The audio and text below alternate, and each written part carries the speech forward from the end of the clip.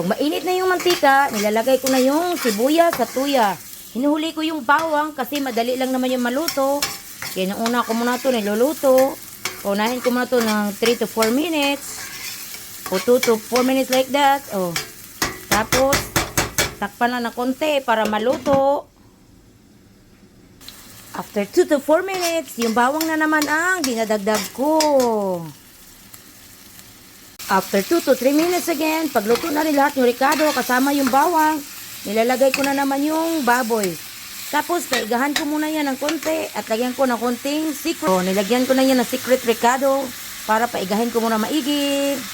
After 40 minutes na malambot na maigi yung pork, lagyan ko na ng paminta na durog, konti lang. Oh. At syempre, yung soy sauce at sunod naman ay suka. Tapos ng suka, syempre lagyan ko ng oyster sauce na konti or banana ketchup. Nasa inyo na kung ano idagdag nyo. And then, i-mix mo lang ng i-mix maigi ang mga panimpla.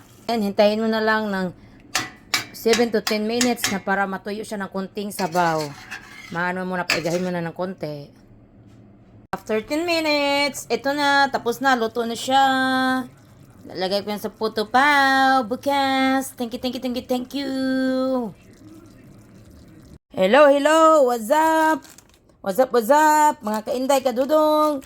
Ito, magluto ako ng puto pao. Ito yung ingredients. Meron akong puto na malagkit na giniling. 6 na balot yan. Ayan. 3 muna unahin ko at mamaya na yung 3 na naman. Tapos, nag-ano ako ng ibap. At may egg. At syempre, yung panglagay natin sa puto pao. Yung aking pork tapa. Nilagay ko muna yung 3 balot. Yung 3 iniwan ko muna. Tapos, ang susunod ko na naman, gatas muna. Tapos, nilagyan ko ng sugar. Itong 1/4 cup. Ito yung ginagamit ko. Lagyan ko ng 6 nito. Kasi sa isang balot, 2 ano nito. And then, i-mix ko muna. Then, of course, idagdag ko muna yung egg. Egg, yung 6.